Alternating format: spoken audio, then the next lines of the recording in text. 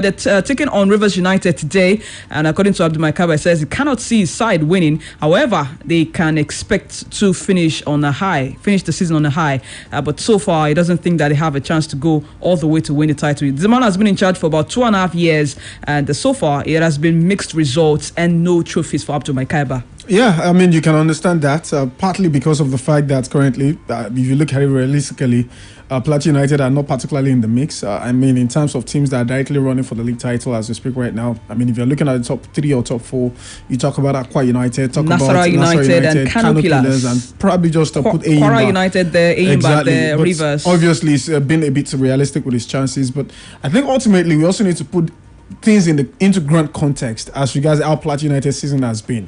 It hasn't really been their usual enigmatic or say commanding performances that we usually get from them, such that we've had them suffer home defeat. In fact, their very first home game of the season was a home defeat against Kwara United, and of course, occasionally as well, Plateau United from past seasons would usually go to some away grants and away victories, but we haven't just really seen that kind of commanding performance for them. So that pretty much explains why this season is pretty much a yo-yo, performance for them, and it justifies the stance of Abdul Maikaba. But the question is, even if this season is gone this way, what exactly is going to be the lasting legacy of Maikaba with Plateau United? We've seen him at Wiki Tories, left a lasting legacy there. It was also briefly with Akwa United for a couple of seasons, left at least a decent legacy there. Now with Plateau United, I haven't really seen that much of him in terms of actually challenging for the league title. They could have won the league title last season. Let things be put straight, if not for the fact that the season was abruptly ended, leaving them at the top of the log as when that happened. But regardless of that, we are talking about this season. This is a new book entirely, and they are not part of the teams that actually just for the league title. So that says a lot about managers being as good as their last result, which obviously is not looking good now for Maikaba. Indeed, it is not looking good. And let's run through the fixtures. There are games coming up today in the NPFL. Lobby Stars against Heartland, Rivers United against Plateau, like we just said, FC Fayemba against Adamawa United, MFM against Kano Pillars, and Sunshine Stars as well currently at home against Wiki Tourists. Remember, this is March day 30 of the NPFL, and that means after this one we've got 8 more rounds of fixtures to go. And interestingly, we've not had too many goals to actually record, especially from Akure, where it's still goalless right there between Sunshine Stars and Wiki Tories. But across other centres, Rangers hosting Abia Warriors is still goalless. Enyimba at home against Warriors as well is goalless. Same scoreline as we speak right now between FC Fayemba and Adamawa United. Katsina United, we had Jigawa Golden Stars, still no goal to record from that one. Lobby Stars also are still goalless at home against Heartland. Kano Pillars away at MFMFC in Lagos, still goalless. Meanwhile, Rivers United have now taken the lead against Plateau United. Talk about the devil. Right there walking against Plateau United. Indeed. Away in Port Harcourt. They are currently trailing after just 12 minutes gone in that fixture. And lastly, Sunshine Stars at home against Wiki Tourists is still goalless. Okay, and tomorrow it's Takada against Kwara United and Akwa United against Nasarawa United. We're going to go on a very quick commercial break right now, and when we return, we'll talk about the Super Eagles of Nigeria, or should I call the Team B Super Eagles of Nigeria? That's the home-based Eagles, as they get ready for that friendly against Mexico. It is a war of words between the Minister of Youth and Sports and the coach of the Team A. I should put it that way, General Rowe. What is this saying? We'll be back after this break to talk about that. Remember, we're also streaming live on Facebook, and catch us on Facebook. Search for Splash 105.5 FM Ibadan. We'll be back after this break. Stick around. What do you need na safeguard? Children that like to play.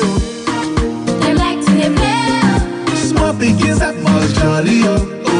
Them like to jolly. But remember one thing, protect them with safeguard soap. Protect them with safeguard. Protect them with safeguard soap. From the teen and yama, so the future go better. Safeguard antibacterial soap. They come out every yama for body. It also they available for 50-gram size. Welcome to Friesland Campina Wamco. Press 1 to hear exciting news. Guess what? We've added 3 new brands to the family. Coast Milk, Olympic Milk, and Nuno Milk now have the trusted Friesland Campina Wamco stamp of quality. Now you have more to enjoy and stay nourished. Try them today. Thank you for choosing Friesland Campina Wamco. Friesland Campina. Nourishing by nature. If you want confidence and a buffet, Premier Kulo. fresh, it's Premier Cool, Premier Cool. You go shine for body, and you go fresh. If you want confidence and Stay chilled with Premier Cool Toilet Soap. Removes 99.9% of germs and contains real menthol extracts for that icy cool feel. Báwo lẹ̀rọ àgbéká rẹ ṣe wúlò fún ọ sí? Ṣí àkáǹtì EcoBank Express Safe. Kò sì ní àǹfààní àyẹ̀wò tó bá ṣe déédéé. Tẹ star 326# láti ṣí àkáǹtì EcoBank Express Safe tiẹ̀ lónìí. Láìsí ìwé kankan, kò sí ìyọnu, kò sì ṣẹ́jọ́ rárá. EcoBank, báǹkì gbogbo ilẹ̀ adúláwọ̀. Hey, Michael, how's life? Life is great, Frankie, but it's really hectic, man. Right from when I leave for office in the morning to the long hours I spend at work and then the traffic snails while coming back home leaves me feeling tired and stressed all the time. Guy, I can totally relate to that. I've found a solution. Revital.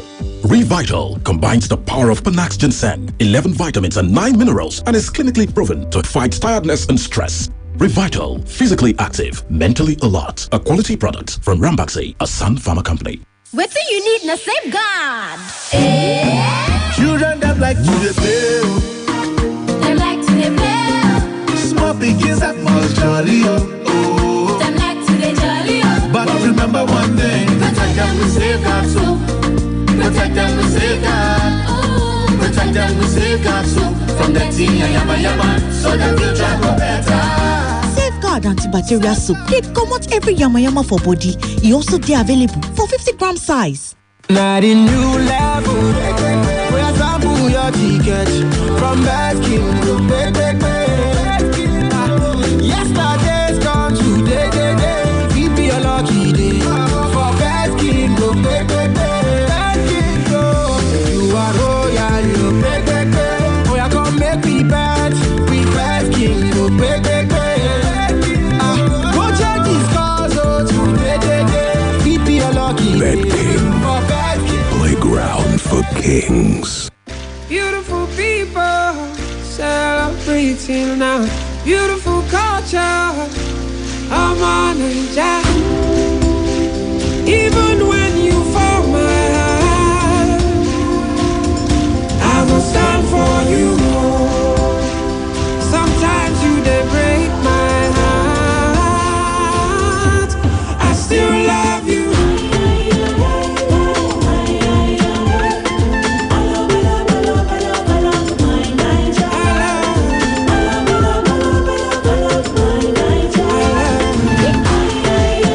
Download the Tribe Niger app to join hot conversations about our Niger. Tribe Niger, do it different.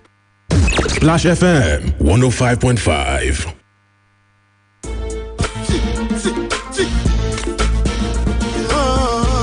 Okay, thank you for keeping it logged on your integrity dial, Splash 105.5 FM. It is still just football, and we're done talking about the MPFL. Talking about the home-based Super Eagles. They have a friendly against the Mexican national team on the 3rd of July, and the news is that they'll be traveling out of the country today. That's the United States of America, where they will be playing that game. And Ikechukwu Ezenwa will not be a part of the team. It's got an injury to nurse. That means that it's been dropped. But of course, the other players that are still there, hoping to go all the way to ensure that they get us victory. But hey, that's not the point of discussion. It is what's going on, the word of words between the Minister of Youth and Sport, Honorable Sunday Dari, and General Raw. According to the minister, he says Raw is talking too much. He really should shut up right now and drive, quote unquote, if you want to put it that way. But we're going to listen to the voice of the Minister of Youth and Sport real quick, and when we return, you'll be reacting to what you think about what the minister is saying here. His attitude towards home-based players is unacceptable. It is negative to our football development in this country. And I call on the NFF to call him to order. I call on the NFF to hold him by the contents, by the letter of his contract. But beyond that, he needs to shut up and do the work for which he was hired to do. He talks too much.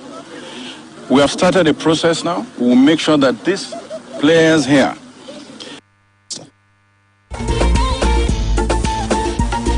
Okay, well, let's talk about that. That's the Honorable Minister of Youth and Sports talking about Gerald Troy. He needs to shut up and drive or shut up and work. I mean, it talks too much. But I'm looking at what is brewing at this point. The backlog of salaries being owed this man. But of course, you cannot exonerate Raw as well because of his, attitude towards the home-based player, just like the minister said. But hey, this is the way to go. It's actually part of his contract. He's not supposed to handle the home-based players. NFF obviously specifically stated that the home-based players will actually be handled by home-based coaches. That is in a way to actually help the NFF brew some of these coaches as possible replacement for Gonoro should he decide to leave anytime, so that whoever is going to actually replace him must have been in the process already. So it is quite funny that we are still raising eyebrows at that. But I think the Honourable Minister of Youth and Sports, Sunday Dare, pretty much, for me, shouldn't have let this out to the media. Whatever it is happens or exists between him and Gonoro, which I think has been in existence even before he eventually got a new country member. Sunday Dare has always been the fan of perhaps Super Eagles being coached by someone else. We remember he actually hinted at Harry Redknapp rather to actually take charge of Super Eagles when the whole bra about Gonoro's contract renewal was still up in the air. He has never been a fan of Raw, so that wasn't really hidden. But I think this kind of conversation, if at all you are ever going to have to say it, should be indoors, should be you sending it through the NFF to Gonoro, not actually coming to the media to let this out, because at the end of the day, you are causing a bit of opera where I think it shouldn't even be in the first place. Super Eagles, as far as I'm concerned, have been having this sinusoidal results in the last 1 year or two. And the best, I think the best thing that the Minister of Youth and Sports should rather do is to sit down with the NFF technical committee with the Gonoro, and of course look out for ways to actually get better results for the Super Eagles. So if it's about preparation, if it's about giving them more hands, if it's about payments of wages and bonuses and all that, whatever it is they need to do. And need I even state that this man Gonoro has actually been hold salaries in months of unpaid salaries. So it begs the question where this particular message is coming from. Where is it? What exactly is it? What do we hope to achieve at the end of the day? So many questions and of course, that is taking me to Facebook to see what you're saying here. Alabi Ademola says the minister goofed. It says he should have directed his outburst to the NFF, not to Raw, who is the employer. Of course, it is the NFF. And he says if he has any problem with Raw, he should let us know. That is coming from Alabi Ademola. Of course, he says he agrees with AY that AY is on point with that one. Of course, I know this is not something we get to talk about, conclude talking about today. Maybe we'll continue with this discussion before the game itself. But let's run straight to Euro 2020. We have the quarterfinal pairings already confirmed, and it's starting on Friday with Switzerland and Spain, Belgium and Italy, Czech Republic and Denmark, Ukraine and England. England surprisingly lost